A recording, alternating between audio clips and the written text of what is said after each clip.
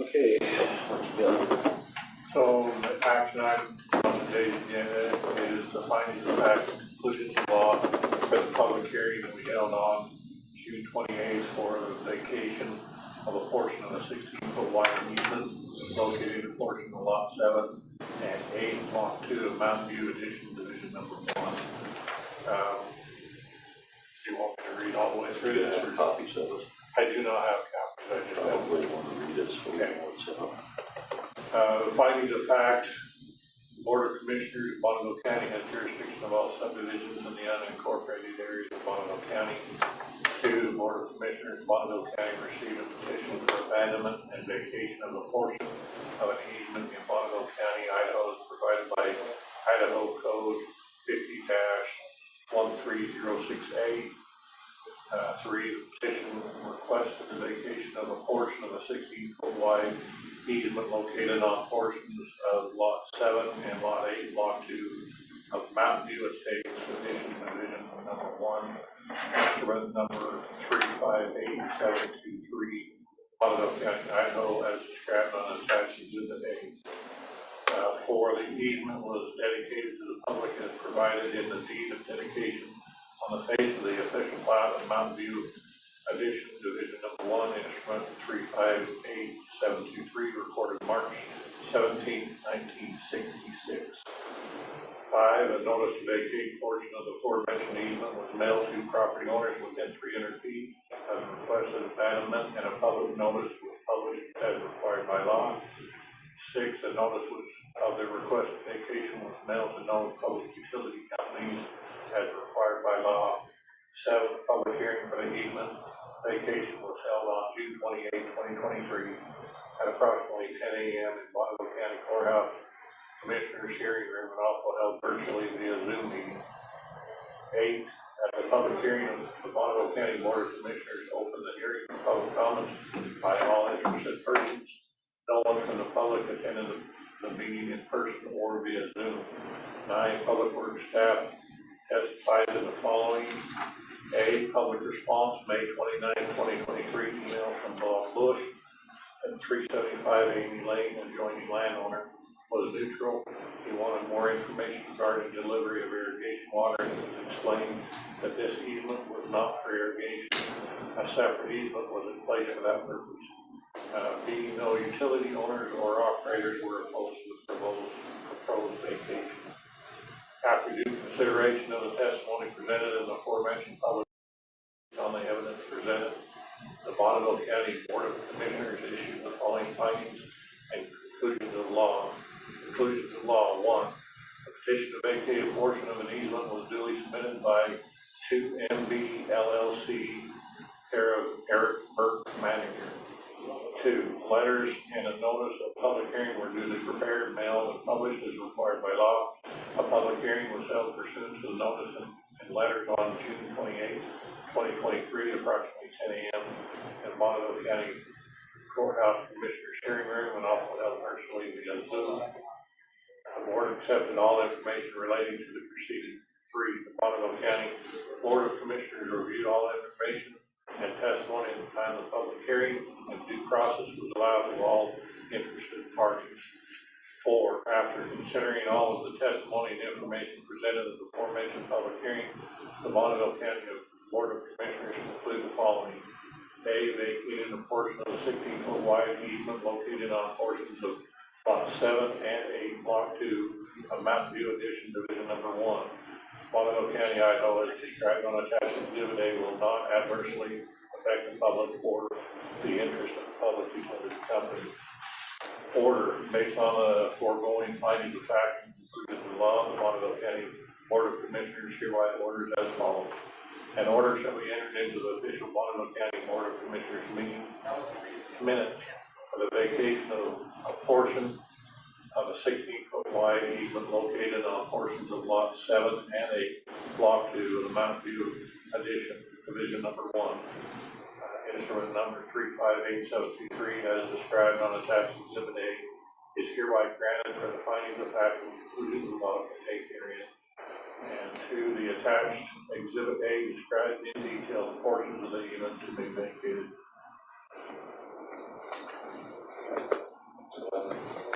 really good. Almost would have been easier to go with a photocopy. It might have been, it should have been a photocopy. I make a motion, we approve the findings of fact. Second. Everybody in favor? Johnson.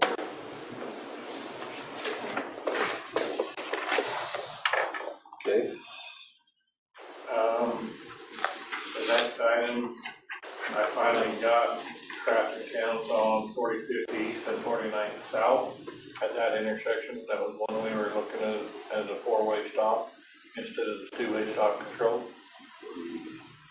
That'd be, On the one that goes down towards Woodland Hills? yeah. Okay.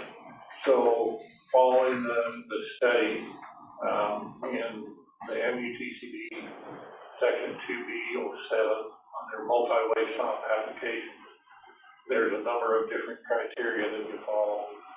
The first one is where traffic control signals are justified, multi-way stop is in turn measured. That is not justified at this point in time, so we've gone for it. The next section that says 5 or more reported crashes in a 12-month period that are susceptible to correction by a multi-way stop. There were 8 accidents within a 5-year. Within a single year, there was only, well, the most recent one was there was 3 in 2021. None of those accidents would be susceptible to correction by a multi-way stop. So we move on. The third thing is about minimum volumes of traffic. The vehicular volume entering the intersection from major street approaches of both approaches averages at least 300 vehicles per hour for 8 hours. It doesn't meet that, although 45th East does have over 250 vehicles per hour for 8 hours. 49th South only has about 140 vehicles per hour on the same kind of Somewhat average. equal, but not. It's not quite. I mean, 45th East is definitely the more busy portion, and that is the portion that is the through portion. But still below the level. It's still below the level. And so we look at the speeds on there. If the major street traffic exceeds 40, which it does on 45th East, the volume should be 70% of the values. Even at 70% of the values, it doesn't meet on 49th South. There are other options there, but again, there are no left turn conflicts. There's no need to control vehicle pedestrian conflicts because there's no pedestrians at that location. The others are not deemed to be applicable at this location either. So my recommendation in following the MUTCD is that at this point in time, it is not warranted to go to a four-way stop at that location. I didn't think it quite was, but there was a request to do the study. Right. If we could jump out into those two. I don't think we can get ahead of it. That's one that John brought up. Yeah.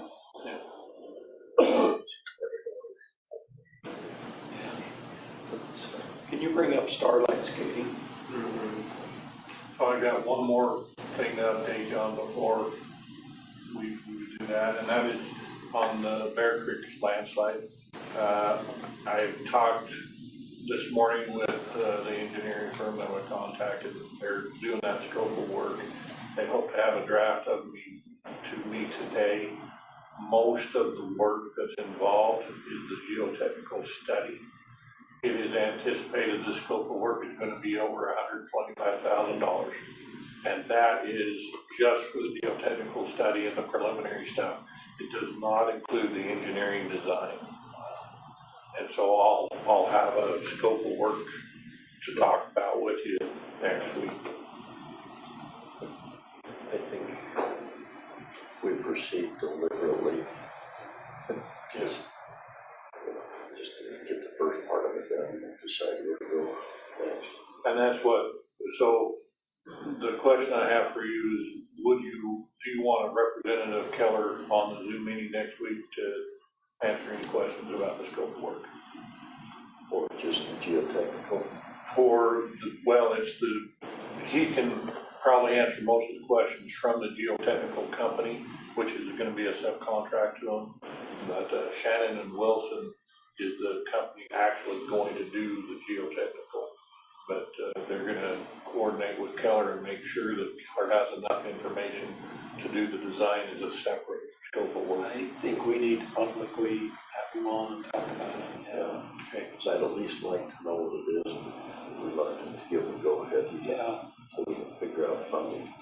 So we do have the emergency funding for LTAC, and that is the Yeah, I mean funding for the project. whole funding for the project, and that is, this is just the geotechnical investigation. It's not even the engineering design of the solution that Shannon and Wilson will recommend.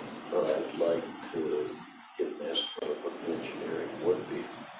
And they were hesitant to give me that without having the geotech recommendations first.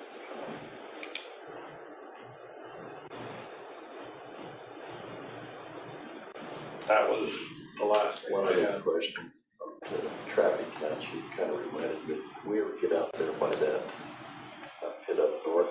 So John did put out counters, but he put it across 133rd North instead of the driveway that I asked him to, and so they're back out there now. This is the one Robert Farmer. Yeah, and I called and talked to him, and I went out there and looked at it, and I really don't think they're out of the area that was the grandfathered area according to what's put in the finding. Yeah, But they're close. they're close. Yeah. It'd be nice to go over. So we get to know what the counts are, and then we can go back to what the sheet said the counts were, right, and possibly justify those terminations. So John should be picking those tubes up tomorrow. Yeah, because if the counts are above that, they've already violated. Yeah. So, We're on the wrong one to start. So on this, I had the owner of Dad's Motorsports. I'm not sure which building she's in. But Starlight Skating shows which one that is. It's this corner one. Yeah, that one. They're in Idaho Falls. They kind of had a bit of a change of use. city annex? They're in city annex. That was They one have of the annex. first questions. But they're just parties, according to her, There are. frequently until 2 in the morning. Well, all of the overflow parking is coming down and parking in front of these businesses that are county owned and County Street. Which one's Precision? Over here. Yeah, down that Precision Drive. And on Quail, she was saying Quail, so that runs in between. Goes this So, way, yeah. yeah, they're just filling that full. And so she reached out to ask what we could do. I called her back and said, nothing really, Starlight is city. If they contacted the city about the She, use of that? and she the has parking, contacted them repeatedly. and they say that the problems on the county. No, they just said, she told the businesses to put up no parking signs on their premises and to have the cars towed if they park on them. But she makes a good point. She said, we shouldn't have to do this every day. We shouldn't have to monitor this. And she said, they're not only parking on our business, they're parking on the right of way of the county road. She said they're completely filling up Quail Drive. And I said, well, Dr. Sharon, excuse me, I can't get my voice right. And she said no, so I was going to talk to Sam today. But she was asking if the county can put up no parking signs along the roadway so that they have a legal reason to cite them. Because I think she did say that the city cops said, well, we can't cite them because they have the right to park on a roadway. And so her request is, can we put up no parking signs on Quail Drive and Precision? And can we get the city to start enforcing their ordinances about use of Starlight? So I told her I would talk to our planning and zoning administrator, and he could reach out to his good friend who works for the city and Is the problem you got with the tell him the problem we've got. problem you got with the signage is the same thing we found up on Ring Creek? Yeah, it's enforcement. Yeah, it's enforcement, and the sheriff was reluctant unless we did a by order of the county commissioner. You know, remember that sign we Well, put? yeah, and they like to have a ordinance number on there too. Is there an ordinance number we put on this one? No, State code.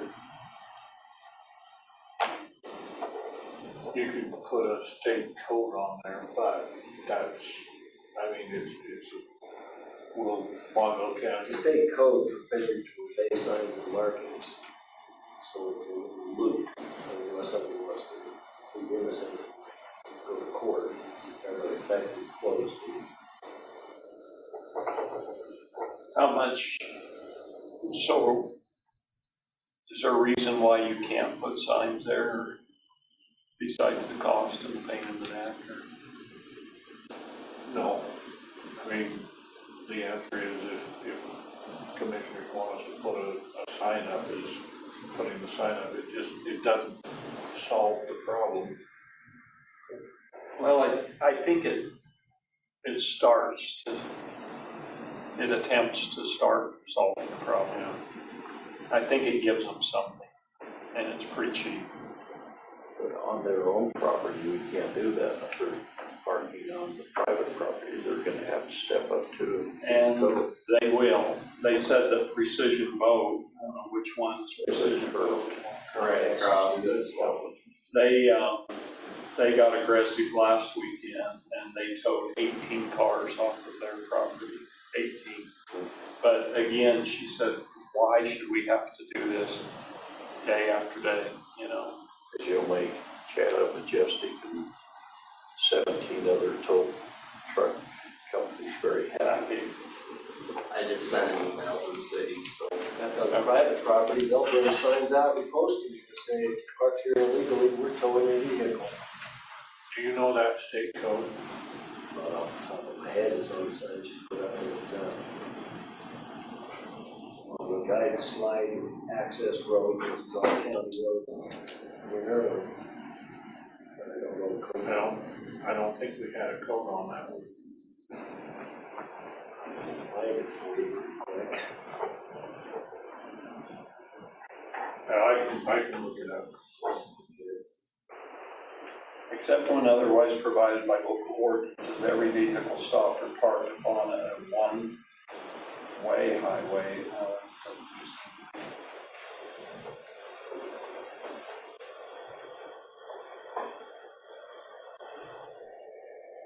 Okay, I think it's 49-660.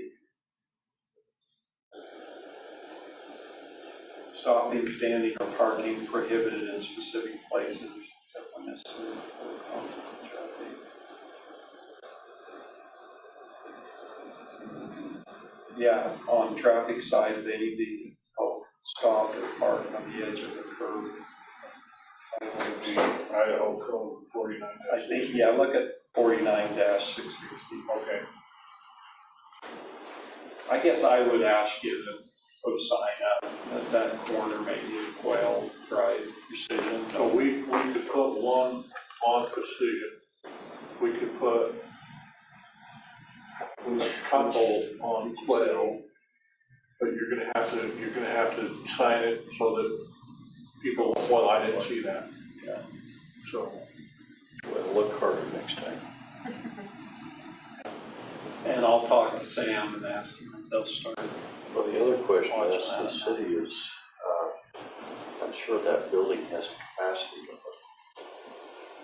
Well, that's what I asked him. I said that it appears there's been a change in use, so has the city permitted this or what has been done? I just said if there's somebody else I need to talk to about this, please feel free to put in contact. So these aren't skating properties, or I mean parties, I would assume not. because that's what it was permitted for. And skating has a lot less population than it sounds like the use they've got now. Sounds like they're doing big events. That's what she Late at night. claims, is that they're doing. Selling liquor, beer too. She said, 49801. Look at the email. I think she said she was there selling beer. I think both of them Oh, are is she? really good. Have they got a A liquor license. well, beer and wine license? That would be in the city of Idaho Falls. Starlight Stick Skating seems to have transitioned from skating venue into a for rent for a night party venue.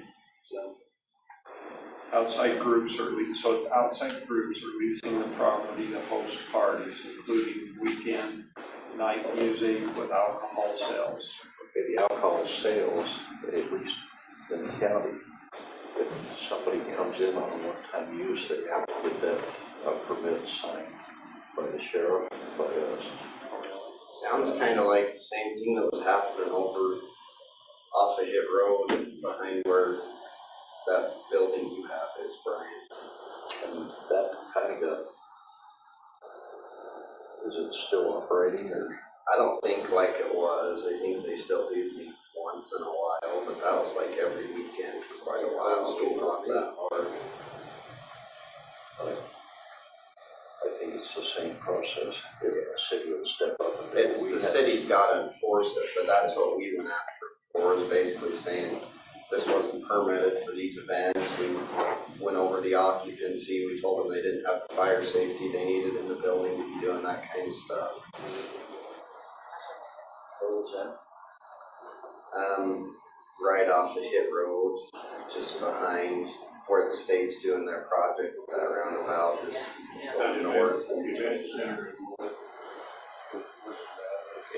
Yeah, it used to be called Hit Road Event Center. It looks like it's sold, though. It's now called Silverado Sales. Right, yeah. So, Well, this complaint letter is signed by Leisure Time, Dad's Motorsports, Leaf Fielder, Boyd Construction, Aquatronics, Atlas Companies, all of them. yeah, the city, I mean, as far as the use, the city's really got to step up and take care of that. The parking, we could probably look at. All petitions are Okay, if you'll get some signs up, I'll let her know. I'll talk to Sam. signed. Do you want me to send this letter to you, Austin? Yeah, that would be good, just so when I talk to them, that's a reference to I that. always wondered how they were going to be able to skate. Because the market doesn't change. May take me a week to get them signed. Okay, I'll let her know. I'll try to look. It's not near as busy as it used, well, for skateboarding and everything, but But we've driven by that on some of these nighttime evening events. you can see the pack. A lot of people drive by there one of these nights.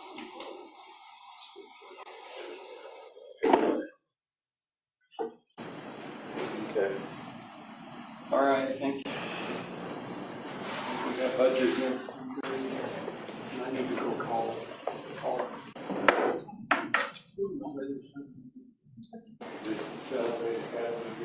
They told Yeah. us that